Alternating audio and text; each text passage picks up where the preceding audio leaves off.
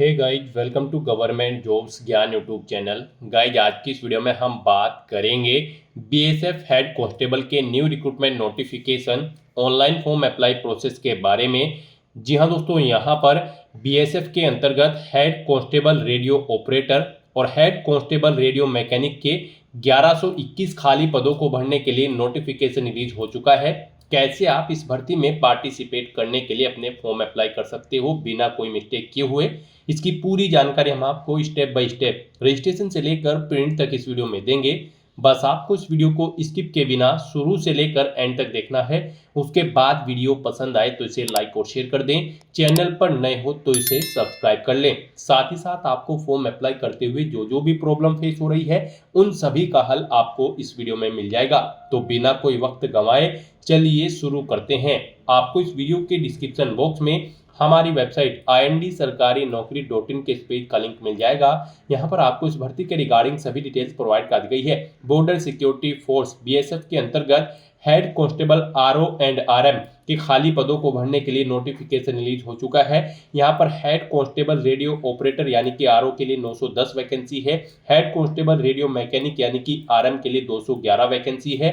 Total 1121 vacancy इस भर्ती notification के तहत भरी जाएगी। आप 24 अगस्त 2025 से 23 सितंबर 2025 तक अपने फॉर्म अप्लाई कर सकते हो। आकर्षक सैलरी पैकेज आपको प्रोवाइड कराया जाएगा। 12वीं पास कैंडिडेट जिन्होंने अपनी 12वीं class physics chemistry math subject के साथ पास आउट की है और 60% मार्क्स ऑब्टेन किए हैं तो यहाँ पर अप्लाई कर सकते हैं। या फिर आपने 10वीं क्लास पास आउट की हो प्लस आपने यहाँ पर ITI भी पास आउट की हो रेडियो एंड टेलीविजन में, या फिर इलेक्ट्रॉनिक्स इंजीनियरिंग में, या फिर कंप्यूटर ऑपरेटर प्रोग्रामिंग असिस्टेंट में, या फिर ITI आपकी data preparation and computer software में होनी चाहिए, या फिर जनरल इलेक्ट्रॉनिक्स इंजीनियरिंग में, या फिर डाटा एंट्री ऑपरेटर में, तो आप अप्लाई कर सकते हो, एलिजिबल हो। आयु सीमा आपकी 18 से 25 साल के बीच में होनी चाहिए। जनरल OBC EWS कैंडिडेट के लिए 100 रुपये फीस है। SC ST फीमेल के लिए कोई फीस नहीं है। फीस का अमाउंट आप ऑनलाइन मोड से जमा करा सकते हो। सिलेक्शन यहाँ पर आपका physical standard test, physical efficiency test, computer based test और डॉक्यूमेंट वेरिफिकेशन के आधार पर होगा। आप ऑल इंडिया से ऑनलाइन मोड में अप्लाई कर सकते हो। उसके लिए आपको इस पेज को नीचे स्क्रॉल डाउन करते हुए इंपॉर्टेंट लिंक सेक्शन में आना है। ऑफिशियल नोटिफिकेशन PDF लिंक पर क्लिक करके इस भर्ती के नोटिफिकेशन को ओपन कर लेना है और इसमें से आपको पूरी डिटेल रीड कर लेनी है। यहाँ पर आपको सभी डिटेल्स प्रोवाइड कर दी गई है, जैसे कि क्या पोस्ट का नाम है, कितनी उसके लिए नंबर ऑफ वैकेंसीज है, कौन सी कैटेगरी के लिए कितनी वैकेंसीज है, क्या आपका एलिजिबिलिटी क्राइटेरिया होना चाहिए, कैसे आप अप्लाई कर सकते हो और कब से कब तक आप अप्लाई कर सकते हो। पूरी जानकारी आपको इस नोटिफिकेशन में दे दी गई है। आप सभी डिटेल्स यहां से रीड करें, उसके बाद अपने फॉर्म अप्लाई कर लें। फॉर्म अप्लाई करने के लिए भी आपको हमारी वेबसाइट के इसी पेज पर ही अप्लाई ऑनलाइन का ये लिंक दिया गया है। जैसे ही आप इस लिंक पर क्लिक करेंगे तो आपके सामने यहाँ पर BSF का ये ऑफिशियल पोर्टल ओपन होगा। गाइड, यहाँ पर आने के बाद अगर आपने पहले से BSF की किसी भी भर्ती के लिए रजिस्ट्रेशन कर रखा है तो यहाँ पर आपको लॉगिन करके अपना फॉर्म अप्लाई करना है। उसके लिए यहाँ पर आपको कैंडिडेट लॉगिन का ये लिंक दिया गया है, आपको इस पर क्लिक करना है और आपके सामने लॉगिन का इंटरफेस ओपन हो जाएगा।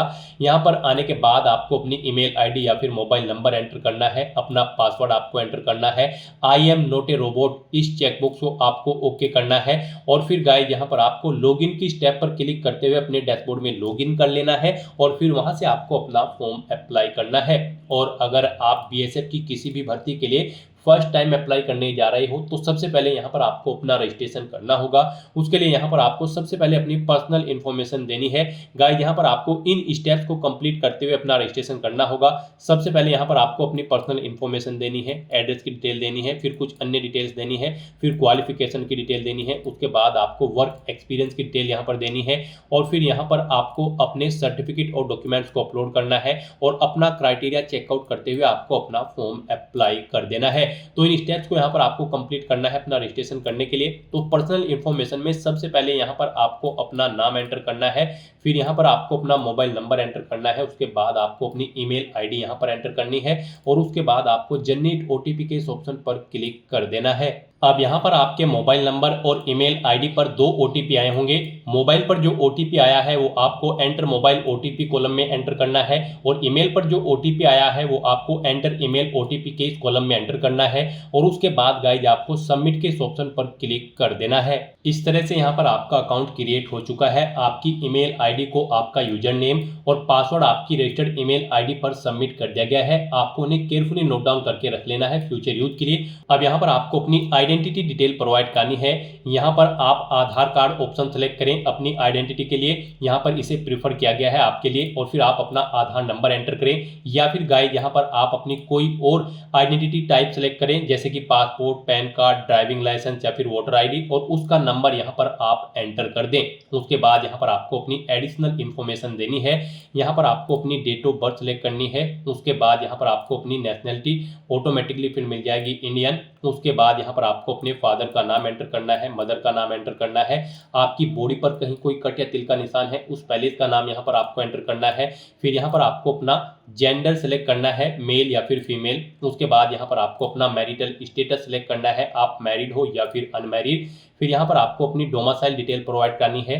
यहाँ पर आपसे पूछा गया है कि क्या आपके पास डोमिसाइल सर्टिफिकेट है, अगर है तो आप यस करेंगे। और फिर यहाँ पर आप अपना डोमिसाइल किस स्टेट से आपको इशू हुआ है वो स्टेट यहाँ पर आप सेलेक्ट करेंगे। डोमिसाइल सर्टिफिकेट का अपना नंबर यहाँ पर आप एंटर करेंगे और अगर आपके पास डोमिसाइल नहीं है तो आप सिंपली नो ऑप्शन सेलेक्ट करेंगे। उसके बाद यहाँ पर आपको अपनी कैटेगरी की डिटेल प्रोवाइड करनी है। यहाँ पर आपको सबसे पहले अपना रिलीजन सेलेक्ट कर लेना है। फिर यहाँ पर आपको अपनी कैटेगरी सेलेक्ट करनी है, SC, ST, OBC, EWS या फिर अनरिजर्व। आप अपने अकॉर्डिंग ऑप्शन सेलेक्ट करें। अगर आप रिजर्व कैटेगरी के अंतर्गत आते हैं तो फिर यहाँ पर आपको अपना रिजर्व कैटेगरी का यानी कि कास्ट सर्टिफिकेट नंबर देना है। वो आपको किस स्टेट से इशू हुआ है वो स्टेट यहाँ पर आपको सेलेक्ट कर लेना है। उसके बाद यहाँ पर आपको डिस्ट्रिक्ट सेलेक्ट करना है। उसके बाद यहाँ पर आपको अपना इशूइंग अथॉरिटी आपको किसने जारी किया है ये आपका प्रमाण पत्र, उस अथॉरिटी का नाम यहाँ पर आपको सिलेक्ट करना है। वो यहाँ पर डिस्ट्रिक्ट मैजिस्ट्रेट है, सिटी मैजिस्ट्रेट या फिर कलेक्टर, आप अपने अकॉर्डिंग ऑप्शन सेलेक्ट करें। फिर यहाँ पर प्रमाण पत्र जारी करने की तिथि आप सेलेक्ट करें। फिर यहाँ पर आपको भर्ती का तरीका, मोड ऑफ रिक्रूटमेंट सेलेक्ट करना है।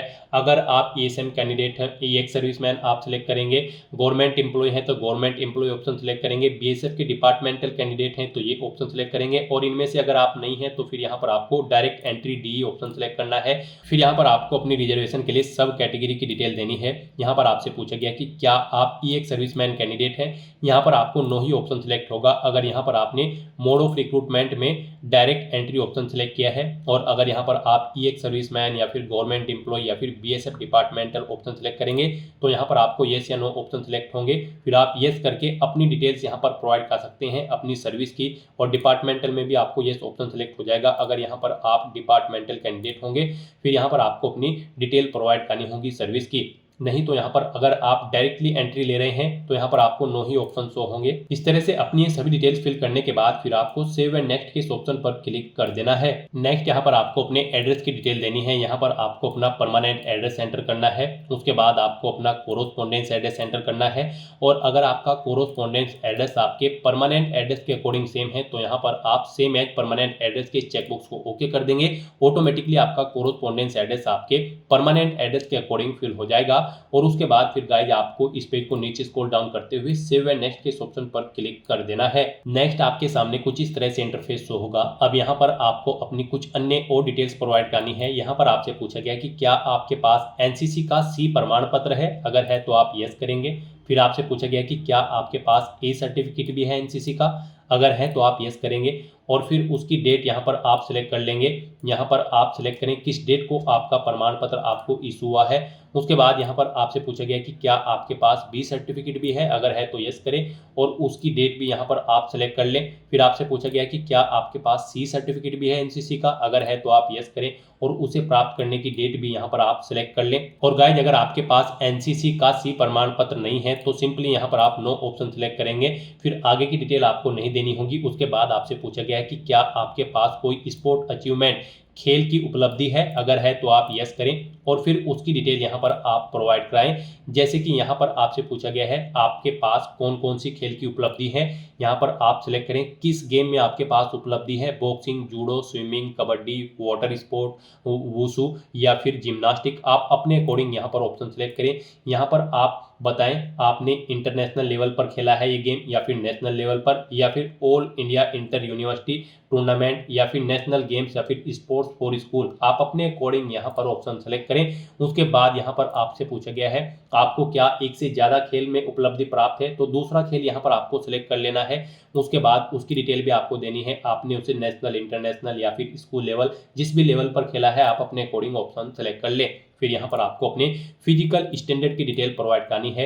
यहाँ पर आपको अपनी हाइट सेंटीमीटर में एंटर करनी है। फिर यहाँ पर आपको अपनी चेस्ट एंटर करनी है, आपकी चेस्ट कितनी है ये केवल मेल कैंडिडेट को यहाँ पर एंटर करना होगा। उसके बाद यहाँ पर आपको अपना वजन किलोग्राम में एंटर करना है, कितने किलो वजन आपका है। फिर यहाँ पर आपसे पूछा गया कि क्या आपके ऊपर कोई क्रिमिनल केस चल रहा है, अगर चल रहा है तो आप यस करेंगे। और फिर आपसे पूछा गया कि क्या उसकी प्रोसीडिंग कंप्लीट हो चुकी है, अगर हो चुकी है तो यस करें, नहीं तो नो ऑप्शन सेलेक्ट करें। उसकी डिटेल यहाँ पर आप प्रोवाइड कराएं। और अगर आपके ऊपर कोई क्रिमिनल केस नहीं है तो सिंपली यहाँ पर आप नो ऑप्शन सेलेक्ट करेंगे। इस तरह से अपनी डिटेल्स यहाँ पर फिल करने के बाद फिर गाइज आपको सेव एंड नेक्स्ट के ऑप्शन पर क्लिक कर देना है। नेक्स्ट यहाँ पर आपको अपनी क्वालिफिकेशन की डिटेल प्रोवाइड करनी है। सबसे पहले यहाँ पर आपको अपनी क्वालिफिकेशन का टाइप सेलेक्ट करना है। यहाँ पर आपने जो भी क्वालिफिकेशन की है जैसे कि 10वीं क्लास, 12वीं class, diploma, graduate, post graduate, यहाँ पर आपने जो भी अपनी हायर क्वालिफिकेशन की हुई है उस तक की सभी डिटेल्स आपको वन बाय वन करके यहाँ पर सिलेक्ट करके उसे ऐड कर देना है। जैसे कि सबसे पहले यहाँ पर आपको अपनी 10वीं क्लास की डिटेल प्रोवाइड करनी होगी। उसके बाद यहाँ पर आपको अपना सर्टिफिकेट नंबर देना होगा 10वीं क्लास का। फिर यहाँ पर आपको पासिंग ईयर सेलेक्ट करना है, कब आपने अपनी 10वीं क्लास पास आउट की है। उसके बाद गाइज यहाँ पर आपको स्टेट सेलेक्ट करना है, जिस स्टेट से आपने अपनी 10वीं क्लास पास आउट की है। फिर यहाँ पर आपको बोर्ड या यूनिवर्सिटी का नाम सेलेक्ट करना है जिससे आपने अपनी क्वालिफिकेशन पास आउट की है। और उसके बाद गाइज यहाँ पर आपको ऐड के इस ऑप्शन पर क्लिक करते हुए अपनी क्वालिफिकेशन की डिटेल ऐड कर देनी है। इस तरह से यहाँ पर आपकी क्वालिफिकेशन ऐड हो जाएगी। इसे अगर आप एडिट करना चाहते हैं तो पेंसिल के इस ऑप्शन पर क्लिक करके एडिट कर सकते हैं, डिलीट करना चाहते हैं तो आप डिलीट कर सकते हैं। तो इस तरह से यहाँ पर आपको वन बाय वन करके आपको अपनी हायर क्वालिफिकेशन तक की सभी क्वालिफिकेशन की डिटेल यहाँ पर प्रोवाइड कर देनी है। जैसे कि 10वीं के बाद 12वीं अगर आपने की है तो 12वीं की डिटेल, 12वीं के बाद आपने ग्रेजुएशन, पोस्ट ग्रेजुएशन, कोई डिप्लोमा, पीएचडी, एमफिल जो भी डिग्री आपने की हुई है वो यहाँ पर आप सिलेक्ट करें और वन बाय वन करके ऐसे ही यहाँ पर आप अपनी हाईएस्ट क्वालिफिकेशन तक की डिटेल्स ऐड कर दें। और इस तरह से यहाँ पर अपनी सभी क्वालिफिकेशन ऐड करने के बाद गाइज फिर आपको नेक्स्ट के इस ऑप्शन पर क्लिक कर देना है। नेक्स्ट यहाँ पर आपको अपने एक्सपीरियंस की डिटेल प्रोवाइड करनी है। यहाँ पर आपसे पूछा गया है कि क्या आप एम्प्लॉय हैं, अगर हैं तो आप यस करेंगे और फिर उसकी डिटेल यहाँ पर आप प्रोवाइड कराएंगे। जैसे कि यहाँ पर आप प्रेजेंट में हैं या फिर पास्ट में एम्प्लॉय थे, आप अपने अकॉर्डिंग ऑप्शन सेलेक्ट करें। फिर यहाँ पर आपसे पूछा गया है आपके एक्सपीरियंस का टाइप, अनुभव का प्रकार आपको किस सेक्टर में है, यहाँ पर आप अपने अकॉर्डिंग ऑप्शन सेलेक्ट कर लें। फिर यहाँ पर आपको बताना है कि क्या यहाँ पर आपकी सेवा का प्रकार था, यहाँ पर आप सेंट्रल गवर्नमेंट के थे या फिर उत्तराखंड स्टेट या फिर अदर स्टेट या फिर कांस्टेबल या फिर हेड कांस्टेबल की पोस्ट पर आपको अपना एम्प्लॉयर टाइप सेलेक्ट कर लेना है। उसके बाद आपको नेचर ऑफ एम्प्लॉयमेंट यहाँ पर सेलेक्ट करना है, आप परमानेंट थे, टेम्परेरी या फिर कॉन्ट्रेक्चुअल बेस पर। फिर किस डेट से किस डेट तक आप थे, अगर आप पास्ट में जॉब कर रहे थे, अगर आप प्रेजेंट में कर रहे होंगे तो फिर यहाँ पर आपको बताना होगा कब आपने ज्वाइन किया था। उसके बाद आपको अपनी पोस्ट का नाम देना है, जिस पोस्ट पर आप कार्यरत थे, इंस्टीट्यूट, डिपार्टमेंट या फिर ऑर्गेनाइजेशन का नाम देना है जिसमें आप कार्यरत थे। और उसके बाद गाइज आपको सेव के इस ऑप्शन पर क्लिक करके अपनी एक्सपीरियंस की डिटेल यहाँ पर ऐड कर देनी है। यहाँ पर आपको आपके एक्सपीरियंस की डिटेल शो हो जाएगी। और अगर आपको एक से ज़्यादा जगह वर्किंग एक्सपीरियंस है फिर आप दोबारा से यहाँ पर ये सभी डिटेल्स प्रोवाइड करते हुए अपने एक्सपीरियंस की डिटेल सेव के ऑप्शन पर क्लिक करते हुए यहाँ पर सेव कर दें। वन बाय वन करके यहाँ पर ऐड हो जाएंगे आपके एक्सपीरियंस की डिटेल। और फिर गाइज यहाँ पर आपको सेव एंड नेक्स्ट के इस ऑप्शन पर क्लिक कर देना है। और गाइज अगर आपको एक्सपीरियंस नहीं है तो सिंपली यहाँ पर आप नो ऑप्शन सेलेक्ट करेंगे। उसके बाद आपको कुछ भी डिटेल नहीं देनी है और फिर आप सेव एंड नेक्स्ट के इस ऑप्शन पर क्लिक कर देंगे। नेक्स्ट यहाँ पर आपको अपना फोटो, सिग्नेचर और डॉक्यूमेंट्स अपलोड करने हैं। इनके लिए आपको गाइडलाइन दी गई है। यहाँ पर आपका जो फोटो होगा वो 30 KB से 100 KB के बीच में होना चाहिए। सिग्नेचर आपके 20 KB से 50 KB के बीच में होनी चाहिए। क्वालिफिकेशन, कास्ट, एक्सपीरियंस सर्टिफिकेट, जो बाकी के सर्टिफिकेट्स हैं वो यहाँ पर आपके 30 KB से 100 KB के बीच में होना चाहिए। और इन डॉक्यूमेंट्स का फॉर्मेट आपका JPG, JPEG, PNG या PDF होना चाहिए। तो इन डॉक्यूमेंट्स को अपलोड करने के लिए आपको यहाँ पर अपलोड फोटो, अपलोड सिग्नेचर या फिर अपलोड 10th मार्कशीट या फिर 12th certificate, upload graduate certificate, post graduate certificate. यहाँ पर आपने जो भी क्वालिफिकेशन की होगी उसके अकॉर्डिंग यहाँ पर आपको ऑप्शन शो कर दी जाएंगे। आपको इन्हें 1 बाय 1 करके अपलोड करना है। तो यहाँ पर आपको अपलोड फोटो या फिर अपलोड सिग्नेचर या फिर अपलोड सर्टिफिकेट के ऑप्शन पर क्लिक करना है। फिर आपको ड्रॉ फाइल्स टू अपलोड के ऑप्शन पर क्लिक करना है, फाइल्स को सेलेक्ट कर लेना है और 1 बाय 1 करके आपको अपने इन सभी डॉक्यूमेंट को यहाँ पर अपलोड कर देना है। यहाँ पर अगर आपके इन डॉक्यूमेंट का साइज कम या ज्यादा है तो आपको गूगल पर जाना है और वहां पर इमेज रिसाइजर टाइप करना है। मल्टीपल ऑनलाइन वेबसाइट आपके सामने ओपन होंगी, उनमें आप अपने जिस भी डॉक्यूमेंट का साइज कम या ज्यादा करना चाहते हैं उसे अपलोड करें और अपनी रिक्वायरमेंट के अकॉर्डिंग सेट करके उसे डाउनलोड करके फिर यहाँ पर आप अपलोड कर दें। इस तरह से अपने सभी डॉक्यूमेंट्स यहाँ पर आपको 1 बाय 1 करके अपलोड कर देने हैं। फिर आपको इस पेज को नीचे स्क्रॉल डाउन करना है, आई डू हरबी डिक्लेयर के चेकबॉक्स को ओके करना है और फिर गाइस आपको सेव एंड नेक्स्ट के ऑप्शन पर क्लिक कर देना है। नेक्स्ट आपके सामने कुछ इस तरह से इंटरफेस शो होगा। यहाँ पर आपका रजिस्ट्रेशन सक्सेसफुली कंप्लीट हो चुका है बीएसएफ के पोर्टल पर। अब यहाँ पर आपको अपनी पोस्ट सिलेक्ट करनी है, आप जिस पोस्ट के लिए अप्लाई करना चाहते हो। फिर उसके अकॉर्डिंग यहाँ पर आपकी रिक्वायर्ड क्वालिफिकेशन आपको शो कर दी जाएगी। आपसे पूछा गया है कि क्या आपके पास जो इस पोस्ट पर अप्लाई करने के लिए रिक्वायर्ड क्वालिफिकेशन है, आपके पास वो क्वालिफिकेशन है, तो आपको यहाँ पर यस ऑप्शन सिलेक्ट करना है। उसके बाद यहाँ पर आपने जो रजिस्ट्रेशन करते समय अपनी फिजिकल डिटेल्स प्रोवाइड कराई थी वो यहाँ पर आपको शो कर दी गई है, जैसे कि आपकी हाइट, चेस्ट और वजन। और यहाँ पर आपको अब अपनी कैटेगरी सेलेक्ट कर लेनी है। यहाँ पर जो भी पोस्ट आप सिलेक्ट करेंगे उसके अकॉर्डिंग यहाँ पर आपको कैटेगरी शो कर दी जाएगी। जिन जिन कैटेगरीज में वो पोस्ट होगी वो कैटेगरीज यहाँ पर आपको शो कर दी जाएगी। यहाँ पर आप अपने अकॉर्डिंग अपनी कैटेगरी सिलेक्ट करें। उसके बाद यहाँ पर आपको अपना डोमिसाइल सर्टिफिकेट अपलोड करना है। आप अपलोड डोमिसाइल सर्टिफिकेट के ऑप्शन पर क्लिक करें और यहाँ पर ड्रॉ फाइल्स के ऑप्शन पर क्लिक करें, फाइल को सिलेक्ट करें और अपना डोमिसाइल सर्टिफिकेट अपलोड कर दें। डोमिसाइल सर्टिफिकेट आपका जेपीजी, पीएनजी या फिर पीडीएफ फॉर्मेट में होना चाहिए। और इस तरह से अपने डिटेल्स यहाँ पर प्रोवाइड करने के बाद फिर आपको सेव एंड नेक्स्ट के ऑप्शन पर क्लिक कर देना है। नेक्स्ट आपके सामने कुछ इस तरह से इंटरफेस शो होगा। आपको आपके एप्लीकेशन फॉर्म का पूरा प्रीव्यू यहाँ पर शो कर दिया गया है। आपको सभी डिटेल्स केयरफुली चेकआउट करनी है। कहीं पर कोई मिस्टेक है तो आप बैक बटन पर क्लिक करके एडिट कर सकते हैं। और अगर सभी चीजें ओके हैं तो यहाँ पर बस अब आपको अपना पैलेस एंटर करना है। उसके बाद यहाँ पर आपको अपना सेंटर सेलेक्ट करना है। उसके बाद यहाँ पर आपको आपकी कैटेगरी के अकॉर्डिंग एप्लीकेशन फीस का अमाउंट शो कर दिया जाएगा। तो यहाँ पर आपको ये चार्जेस देने होंगे। उसके लिए यहाँ पर आपको HDFC bank PG option select मिलेगा।